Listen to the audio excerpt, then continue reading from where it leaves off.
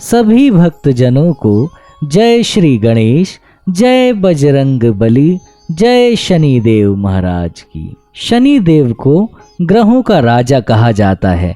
भगवान भोलेनाथ ने इन्हें न्याय के देवता की उपाधि दी है। जो लोग शनिवार का व्रत करते हैं उनको पूजा के समय शनिवार की व्रत कथा अवश्य सुननी चाहिए। तो प्रारंभ करते हैं शनिवार की व्रत कथा। एक समय की बात है, स्वर्गलोक में सबसे बड़ा कौन के प्रश्न पर 9 ग्रहों में वाद विवाद हो गया। विवाद इतना बढ़ा कि परस्पर भयंकर युद्ध की स्थिति बन गई। निर्णय के लिए सभी देवता देवराज इंद्र के पास पहुंचे और बोले, हे देवराज, आपको निर्णय करना होगा कि हम सब में से बड़ा कौन है। देवताओं का प्रश्न सुनकर देवराज इंद्र उलझन में पड़ गए। इंद्र बोले, मैं इस प्रश्न का उत्तर देने में असमर्थ हूँ। हम सभी पृथ्वी लोक में उज्जैन के राजा विक्रमादित्य के पास चलते हैं। देवराज इंद्र सहित सभी ग्रह देवता उज्जैन नगरी पहुँचे। महल में पहुंचकर जब देवताओं ने उनसे अपना प्रश्न पूछा तो राजा विक्रमादित्य भी कुछ देर के लिए परेशान हो उठे, क्योंकि सभी देवता अपनी अपनी शक्तियों के कारण महान थे। किसी को भी छोटा या बड़ा कह देने से उनके क्रोध के प्रकोप से भयंकर हानि पहुंच सकती थी। अचानक राजा विक्रमादित्य को एक उपाय सूझा और उन्होंने विभिन्न धातुओं स्वर्ण, चांदी, कांसा, तांबा, सीसा, रांगा, जस्ता, अभ्रक व लोहे के 9 आसन बनवाए। धातुओं के गुणों के अनुसार सभी आसनों को एक दूसरे के पीछे रखवाकर उन्होंने देवताओं को अपने अपने सिंहासन पर बैठने को कहा। देवताओं के बैठने के बाद राजा विक्रमादित्य ने कहा, आपका निर्णय तो स्वयं हो गया। जो सबसे पहले सिंहासन पर विराजमान है वही सबसे बड़ा है। राजा विक्रमादित्य के निर्णय को सुनकर शनि देवता ने सबसे पीछे आसन पर बैठने के कारण अपने को छोटा जानकर क्रोधित होकर कहा, राजा विक्रमादित्य, तुमने मुझे सबसे पीछे बैठाकर मेरा अपमान किया है। तुम मेरी शक्तियों से परिचित नहीं हो। मैं तुम्हारा सर्वनाश कर दूंगा। शनि ने कहा, सूर्य एक राशि पर 1 महीने, चंद्रमा 2.25 दिन, मंगल 1.5 महीने, बुध और शुक्र 1 महीने, बृहस्पति 13 महीने रहते हैं, लेकिन मैं किसी राशि पर 7.5 वर्ष 7.5 तक रहता हूँ। बड़े बड़े देवताओं को मैंने अपने प्रकोप से पीड़ित किया है। राम को 7.5 के कारण ही वन में जाकर रहना पड़ा और रावण को 7.5 के कारण ही युद्ध में मृत्यु का शिकार बनना पड़ा। राजा, अब तू भी मेरे प्रकोप से नहीं बच पाएगा। इसके बाद अन्य ग्रहों के देवता तो प्रसन्न के साथ चले गए, परंतु शनिदेव बड़े क्रोध के साथ वहां से विदा हुए। राजा विक्रमादित्य पहले की तरह ही न्याय करते रहे। उनके राज्य में सभी स्त्री पुरुष बहुत आनंद से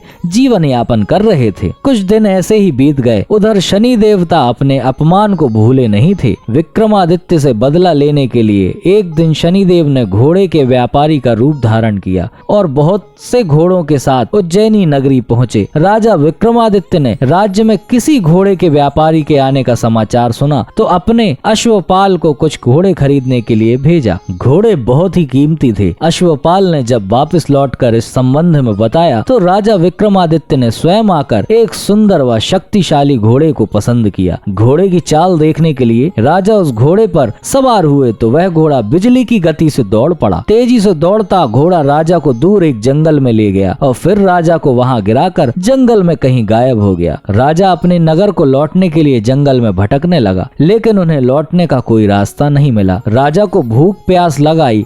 बहुत घूमने पर उसे एक चरवाहा मिला। राजा ने उससे पानी मांगा। पानी पीकर राजा ने उस चरवाहे को अपनी अंगूठी दे दी। फिर उससे रास्ता पूछकर वह जंगल से निकलकर पास के नगर में पहुंचा। राजा ने एक सेठ की दुकान पर बैठकर कुछ देर आराम किया। उस सेठ ने राजा से बातचीत की तो राजा ने उसे बताया कि मैं उज्जैनी नगरी से आया हूँ। राजा के कुछ देर दुकान पर बैठने से सेठ जी की बहुत बिक्री हुई। सेठ ने राजा को बहुत भाग्यवान समझा और खुश होकर उसे अपने घर भोजन के लिए ले गया। सेठ के घर में सोने का एक हार खूंटी पर लटका हुआ था। राजा को उस कमरे में छोड़कर सेठ कुछ देर के लिए बाहर गया। तभी एक आश्चर्यजनक घटना घटी। राजा के देखते देखते सोने के उस हार को खूंटी निकल गई। सेठ ने कमरे में लौटकर हार को गायब देखा तो चोरी का संदेह राजा पर किया, क्योंकि उस कमरे में राजा ही अकेला बैठा था। सेठ ने अपने नौकरों से कहा कि इस परदेसी को रस्सियों से बांधकर नगर के राजा के पास ले चलो। राजा ने विक्रमादित्य से हार के बारे में पूछा तो उसने बताया कि उसके देखते ही देखते खूंटी ने हार को निगल लिया था। इस पर राजा ने क्रोधित होकर चोरी करने के अपराध में विक्रमादित्य के हाथ पांव काटने का आदेश दे दिया। राजा विक्रमादित्य के हाथ पांव काटकर उसे नगर की सड़क पर छोड़ दिया गया। कुछ दिन बाद एक तेली उसे उठाकर अपने घर ले गया और उसे अपने कोल्हू पर बैठा दिया। राजा आवाज देकर बैलों को हाँकता रहता। इस तरह तेली का बैल चलता रहा और राजा को भोजन मिलता रहा। शनि के प्रकोप से 7.5 पूरी होने पर वर्षा ऋतु प्रारंभ हुई। राजा विक्रमादित्य एक रात मेघ मल्हार गा रहा था कि तभी नगर के राजा की लड़की राजकुमारी मोहिनी रथ पर सवार उस तेली के घर के पास से गुजरी। उसने मेघ मल्हार सुना तो उसे बहुत अच्छा लगा और दासी को भेजकर गाने वाले को बुला लाने को कहा। दासी ने लौटकर राजकुमारी को अपंग राजा के बारे में सब कुछ बता दिया। राजकुमारी उसके मेघ मल्हार से बहुत मोहित हुई, अतः उसने सब कुछ जानकर भी अपंग राजा से विवाह करने का निश्चय कर लिया। राजकुमारी ने अपने माता पिता से जब यह बात कही तो वे हैरान रह गए। रानी ने राजकुमारी को समझाया, बेटी तेरे भाग्य में मैं तो किसी राजा की रानी होना लिखा है, फिर तू उस अपंग से विवाह करके अपने पांव पर कुल्हाड़ी क्यों मार रही है। राजकुमारी ने अपनी जिद नहीं छोड़ी। अपनी जिद पूरी कराने के लिए भोजन त्याग दिया और प्राण त्याग देने का निश्चय कर लिया। आखिर राजा रानी को विवश होकर अपंग विक्रमादित्य से राजकुमारी का विवाह करना पड़ा। विवाह के बाद राजा विक्रमादित्य और राजकुमारी तेली के घर में रहने लगे। उसी रात स्वप्न में शनिदेव ने राजा से कहा, राजा तुमने मेरा प्रकोप देख लिया, मैंने तुम्हें अपने अपमान का दंड दिया है। राजा ने शनिदेव से क्षमा करने को कहा और प्रार्थना की कि हे शनिदेव, आपने जितना दुख मुझे दिया है अन्य किसी को न देना। शनिदेव ने सोचकर कहा, राजा मैं तुम्हारी प्रार्थना स्वीकार करता हूँ। जो कोई स्त्री पुरुष मेरी पूजा करेगा, शनिवार को व्रत करेगा, मेरी व्रत कथा सुनेगा, उस पर मेरी अनुकंपा बनी रहेगी। प्रातः काल राजा विक्रमादित्य की नींद खुली तो अपने हाथ पांव देखकर राजा को बहुत खुशी हुई। उसने मन ही मन शनिदेव को प्रणाम किया। राजकुमारी भी राजा के हाथ पांव सही सलामत देखकर आश्चर्य में डूब गई। तब राजा विक्रमादित्य ने अपना परिचय देते हुए शनिदेव के प्रकोप की सारी कहानी सुनाई। सेठ को जब इस बात का पता चला तो दौड़ता हुआ तेली के घर पहुंचा और राजा के चरणों में गिरकर क्षमा मांगने लगा। राजा ने उसे क्षमा कर दिया, क्योंकि यह सब तो शनिदेव के प्रकोप के कारण हुआ था। सेठ राजा को अपने घर ले गया